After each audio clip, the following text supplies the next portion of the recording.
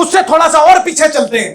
حضرت موسیٰ علیہ السلام کی والدہ, لوگ کہتے ہیں کہ عورتیں کچے ذہن کی ہوتی ہیں, پختہ یقین نہیں رکھتی کسی چیز پہ, لیکن حضرت موسیٰ علیہ السلام کی والدہ, آپ کو جب پتہ چلا کہ فرعون آپ کے بیٹے کو قتل کرنا چاہتا ہے, موسیٰ کو ڈھونڈ رہا ہے فرعون, تو اللہ پاک نے حضرت موسیٰ علیہ السلام کی والدہ کے دل میں یہ بات ڈال دی کہ اپنے بیٹے کو صندوق میں بند کر کے اس کو سمندر میں بہا دو.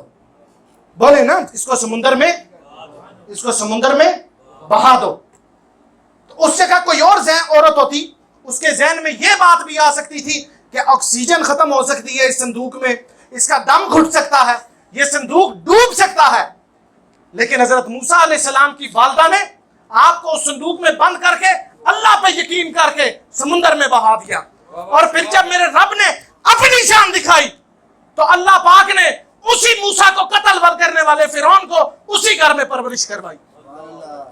جب فرعون حضرت موسیٰ علیہ السلام کو قتل کرنا چاہتا تھا, آپ نے اسی کے گھر میں حضرت موسیٰ علیہ السلام کی پرورش کروائی.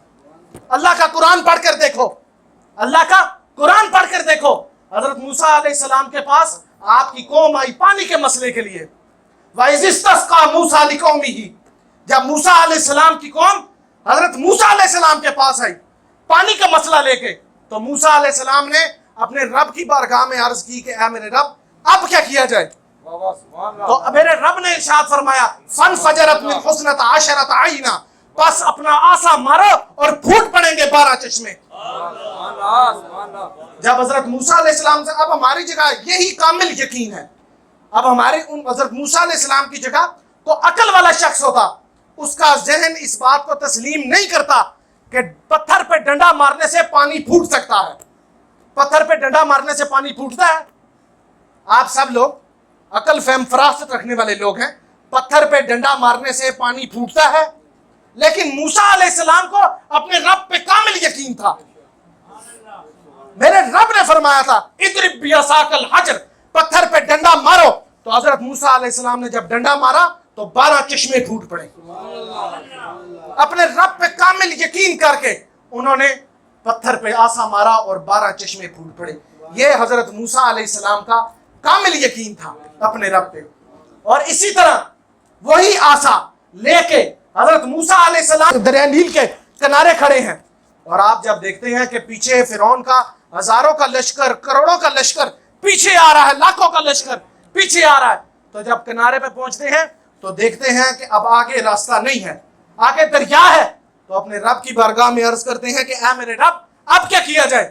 تو دوبارہ میرے رب نے حکم فرمایا کہ اپنا آسا مارو, اپنا آسا مارو. کس پہ مارو؟ پانی پہ. پہلے پتھر پہ مارا تو پانی نکل آیا, اب خشکی پہ ماریں گے تو پھر پانی نکل آئے گا, اب دریا پہ ماریں گے تو پانی رک جائے گا.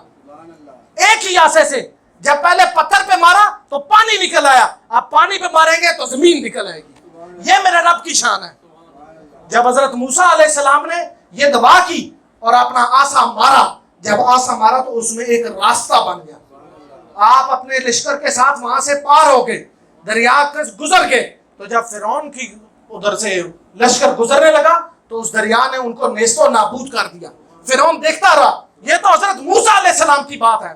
حضرت سعد بن ابی وقاص رضی اللہ تعالیٰ عنہ, آپ حضرت سعد بن ابی وقاص رضی اللہ تعالیٰ عنہ, آپ جب دریائے نیل کے کنارے پہنچتے ہیں, جنگ پہ جا رہے ہیں, اندازہ نہیں ہے کہ راستے میں دریا بھی آ سکتا ہے, لیکن گزرتے گزرتے جب جا رہے ہیں آگے دیکھتے ہیں تو دریا آ گیا ہے. تو حضرت سعد بن ابی وقاص دریا کو مخاطب کرتے ہیں کہ تو نے حضرت موسیٰ علیہ السلام کی نافرمان قوم کو پار تو کر دیا تھا, ہم تو پھر محمد عربی کے غلام ہیں, ہم تو محمد عربی کے وفادار غلام ہیں. تو نے حضرت موسیٰ علیہ السلام کی نافرمان قوم کو پار کر دیا تھا, ہم تو پھر سو کر کے حضرت محمد مصطفیٰ صلی اللہ علیہ وآلہ وسلم کے غلام ہیں, سچے اور پکے غلام ہیں. تو اتنے میں ہی دریا نے پھر راستہ دے دیا. حضرت سعد بن ابی وقاص اپنا لشکر لے کے وہاں سے پار ہو گئے. تو جب پار ہو گئے تو حضرت سعد بن ابی وقاص نے ایسے نظر ماری. جب نظر مار کے دیکھا, سوال کیا کسی کی کوئی چیز رہ تو نہیں گئی, کسی کو چیز چھوٹ گئی ہو. ایک صحابی نے عرض کی کہ حضرت صاحب میرا ایک مٹی کا پیالہ, وہاں کوئی ذہن والا بندہ ہوتا تو وہ کیا کہتا, تو کیا مٹی کا پیالہ ڈھونڈ رہا ہے, لیکن حضرت سعد بن ابی وقاص نے فرمایا ہم ایک مٹی کا پیالہ بھی نہیں چھوڑیں گے۔ حضرت سعد بن ابی وقاص نے اس دریا کو حکم دیا کہ ہمارا ایک پیالہ تجھ میں سما گیا ہے، تو اتنے میں ہی دریا کی ایک لہر آئی اور وہ مٹی کا پیالہ بھی باہر آ گیا۔ یہ ہوتا ہے یقین۔ حضرت موسیٰ علیہ السلام نے یقین کیا، حضرت سعد بن ابی وقاص نے بھی یقین کیا۔ آپ کو اور مجھے بھی اس رب کریم کی شان پہ یقین کرنا چاہیے۔ نعرہ تکبیر، نعرہ رسالت، نعرہ حیدری، نعرہ غوثیہ، سلطان شریف۔ یہ ہوتا ہے کامل یقین۔ آپ کو اور مجھے ہمیں رب کریم کی ذات پہ مکمل یقین کرنا چاہیے۔ اللہ کریم انسان کے اعمال کے مطابق اس کو نوازتا ہے۔ رب کریم نے ہمارے اس ملک پاکستان کو بہت سے پھلوں پھولوں سے نوازا ہے، بہت پھلوں پھولوں سے۔ معدنیات کے طالب علم کہتے ہیں کہ جب آپ کو یہ بات اپنے علم میں آنی چاہیے کہ جس ملک میں 4 چیزیں موجود ہوں اس پہ رب کریم کا بہت فضل ہوتا ہے۔ 4 چیزیں جہاں موجود ہوں اس پہ رب کریم کا بہت فضل ہوتا ہے۔ پہلی چیز کہ جس ملک میں سمندر ہو، جس ملک میں سمندر ہو اس پہ رب کا بڑا فضل ہوتا ہے۔ ہمارے پاس سمندر موجود ہے۔ دوسری بات کہ ہمارے ملک پہ کتنا فضل ہے، جس ملک میں پہاڑ موجود ہوں۔ دنیا کی 8 بلند ترین اور خوبصورت ترین چوٹیوں میں سے 6 جو چوٹیاں ہیں وہ پاکستان میں موجود ہیں۔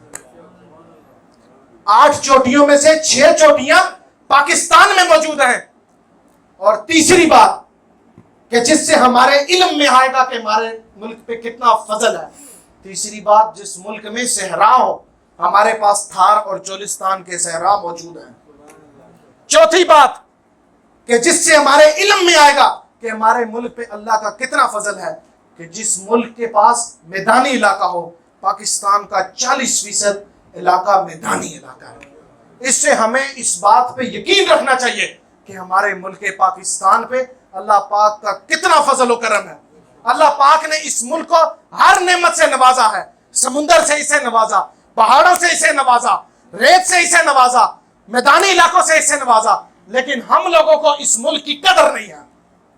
ہمارے پاس اس وقت تک کوئی ایسا ٹیچر نہیں آیا جو ہمیں سیدھی راہ دکھا سکے، کوئی لیڈر ہمارے پاس نہیں پہنچ سکا جو ہمیں سیدھے رستے پہ چلائے، اور اس کا فضل آپ پہ بھی بنا رہے اور مجھ پہ بھی بنا رہے۔